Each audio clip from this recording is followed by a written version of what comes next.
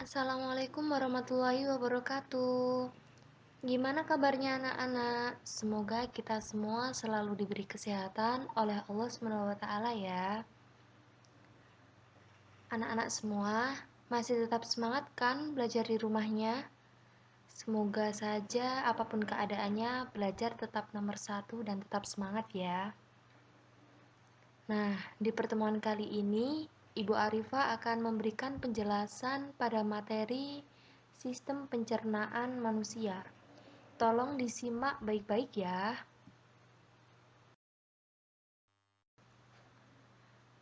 Pada sistem pencernaan manusia ini, yang akan kita pelajari yaitu tentang nutrisi, tentang struktur dan fungsi sistem pencernaan makanan pada manusia, dan juga tentang gangguan pada sistem pencernaan dan upaya untuk mencegah atau menanggulanginya. Nutrisi. Dengan mempelajari materi nutrisi ini, akan membantu kalian bagaimana memilih makanan yang sehat, karena kalian telah mengetahui nutrisi yang dibutuhkan oleh tubuh, apalagi di saat pandemi virus COVID-19 ini. Nah, pada materi nutrisi ini, kalian akan mengetahui tentang kebutuhan energi dalam tubuh, tentang jenis-jenis nutrisi pada makanan, dan juga fungsi setiap jenis nutrisi pada makanan. Yang pertama, kebutuhan energi. Anak-anak, apakah kalian tahu fungsi energi bagi tubuh kalian? Tentunya, tubuh kalian membutuhkan energi untuk setiap kegiatan, seperti belajar, berjalan ke sekolah, dan membaca buku. Energi sendiri adalah daya atau kekuatan yang diperlukan untuk melakukan berbagai proses kegiatan. Dan setiap orang memiliki jumlah energi yang berbeda-beda. Dan energi berasal dari makanan yang dimakan. Jumlah energi yang dibutuhkan oleh tubuh menggunakan satuan kalori. 1 kilokalori sama dengan 1000 kalori. Dan 1000 kalori sama dengan 4200 joule. Beberapa faktor yang mempengaruhi kebutuhan energi yaitu usia, jenis kelamin, dan juga aktivitas yang dilakukan. Yang kedua, jenis nutrisi. Makanan yang kalian konsumsi seharusnya tidak hanya sekedar mengenyangkan anak-anak, tetapi harus juga mengandung nutrisi atau gizi. Nutrisi atau gizi adalah zat yang dibutuhkan makhluk hidup sebagai sumber energi, mempertahankan kesehatan, pertumbuhan, dan untuk berlangsungnya fungsi normal pada setiap jaringan dan organ tubuh. Nutrisi diperoleh dari hasil pemecahan makanan oleh sistem pencernaan yang disebut dengan sari-sari makanan. Kemudian, makanan yang harus dikonsumsi sehari-hari harus mengandung 6 jenis nutrisi anak-anak, yaitu karbohidrat, lemak, protein, vitamin, mineral, dan juga air. Karbohidrat, lemak, dan protein dibutuhkan dalam jumlah yang banyak, sedangkan vitamin dan mineral dibutuhkan dalam jumlah yang sedikit. Karbohidrat, lemak, protein, dan vitamin merupakan nutrisi organik yang mengandung karbon, dan sebaliknya, nutrisi anorganik seperti air dan mineral itu tidak mengandung karbon. Dan makanan yang mengandung karbohidrat, lemak, dan protein itu perlu dicerna atau dipecah terlebih dahulu oleh tubuh. Sedangkan air, vitamin, dan mineral itu langsung bisa diserap oleh sel-sel tubuh. Nah, anak-anak, sekarang mari kita perhatikan tabel kebutuhan energi sehari-hari. Pada slide sebelumnya, pada kebutuhan energi, setiap orang kan berbeda-beda, tergantung dari jenis kelamin, usia, dan aktivitas. Coba kita perhatikan, jenis kelamin perempuan di usia 9-13 tahun, saat beraktivitas ringan memerlukan energi sebesar 1.600 kilokalori. Sedangkan pada laki-laki usia 9-13 tahun memerlukan energi sebesar 1.800 kilokalori. Artinya, pada usia yang sama antara laki-laki dan perempuan, kebutuhan energinya selisih 200 kalori. Nah, sekarang coba perhatikan dahulu tabel kebutuhan energi sehari-hari ini. Selanjutnya, tabel kebutuhan kalori atau energi. Saat berjalan naik tangga, kalori yang dibutuhkan per jam sebesar 1.100 kilokalori, berlari 570 kilokalori, berenang 500 kilokalori, latihan berat 450 kilokalori, berjalan-jalan 200 kilokalori, dan beristirahat 100 kilokalori. Sekarang mari perhatikan tabel nilai energi makanan berikut ini anak-anak. Tabel makanan ini adalah per 100 gram. Misalnya, atas sendiri ini, beras setengah giling. Artinya 100 gram beras setengah giling itu kalorinya 363 kalori. Pada slide sebelumnya, tadi saat kita berjalan cepat, kita membutuhkan 270 kalori. Agar tidak berlebihan, kita makan apa agar memenuhi 270 kalori tadi? Coba kita ambil contoh dengan kita makan daging sapi dan sepotong tahu. Daging sapi nilai energinya adalah 207 kalori. Dan sepotong tahu nilainya adalah 68 kalori. Berarti sudah 270 kilokalori. Itu sudah cukup untuk kita berjalan selama 1 jam. Dan ketika kita bisa mengontrol makanan seperti itu, maka tubuh kita tidak akan gemuk atau tidak akan menjurus, karena kita tidak terlalu banyak kelebihan kalori ataupun kekurangan kalori. Sebelumnya tadi, Ibu sudah menjelaskan anak-anak bahwa terdapat 6 jenis nutrisi yang harus terkandung dalam makanan. Yang pertama ini adalah karbohidrat. Setiap molekul karbohidrat terbuat dari karbon, hidrogen, dan juga oksigen. 1 gram karbohidrat itu mengandung 4,1 kilokalori. Dan terdapat 3 jenis karbohidrat, yaitu gula, pati, dan juga serat. Gula termasuk karbohidrat sederhana, sedangkan pati dan serat itu termasuk karbohidrat kompleks.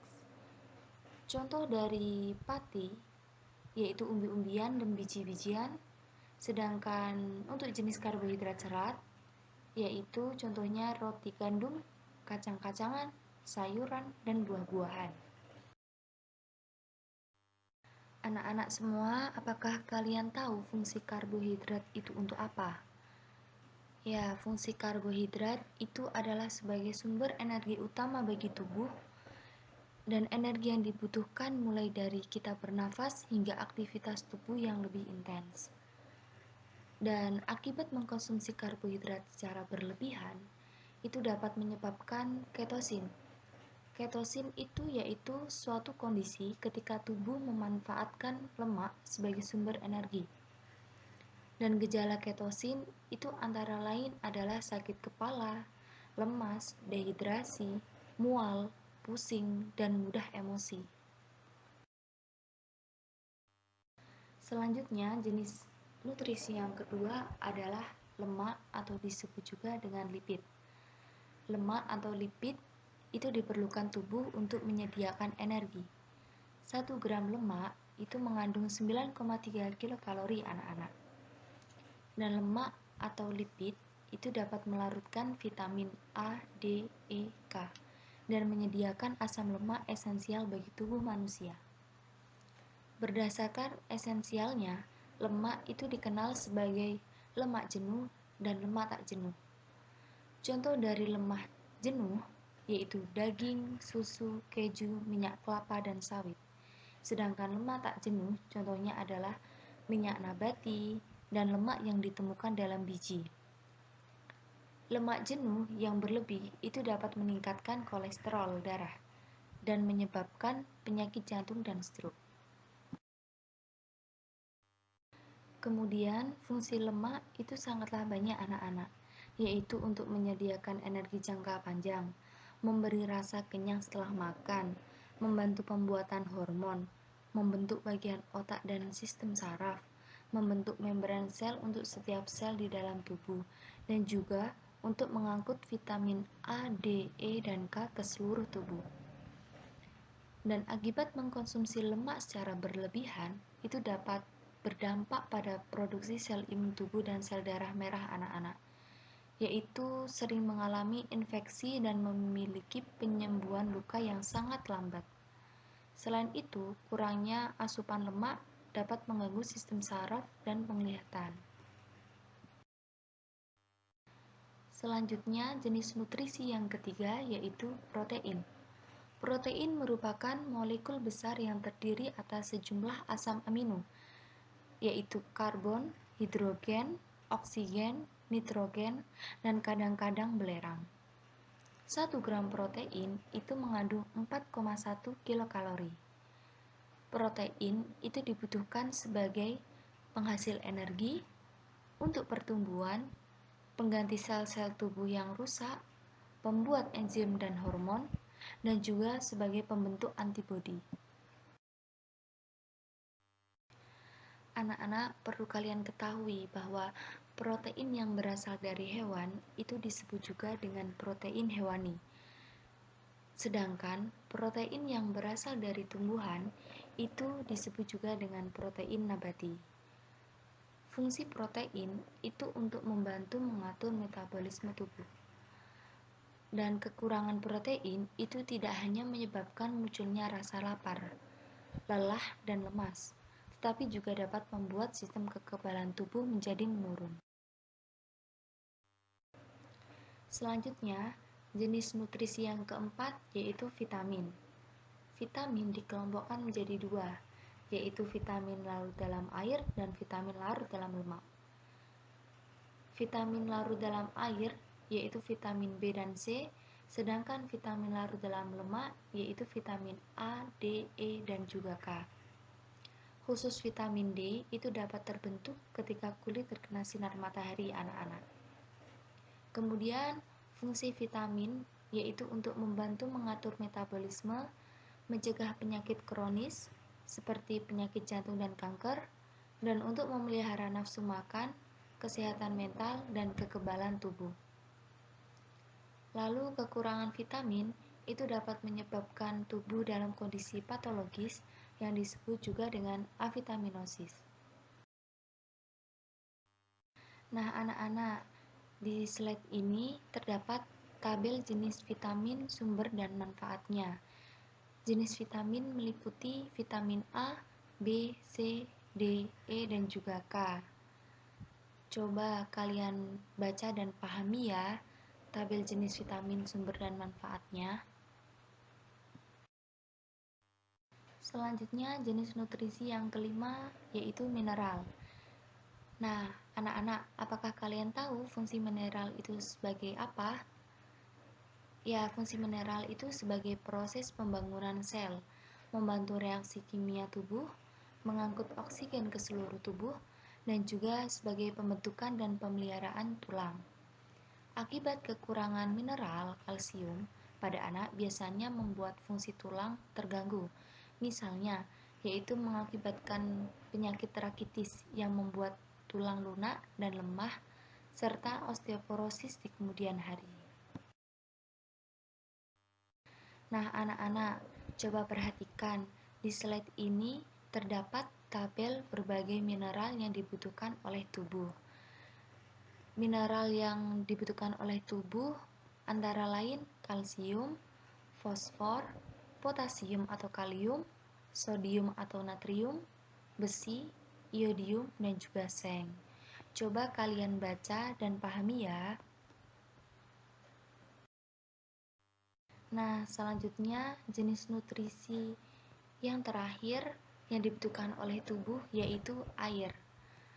Air dibutuhkan tubuh sebagai pembentuk sel dan cairan tubuh, pengatur suhu tubuh, pelarut zat-zat gizi lain, dan pembantu proses pencernaan makanan, sebagai pelumas dan bantalan, sebagai transportasi, dan media pengeluaran sisa metabolisme.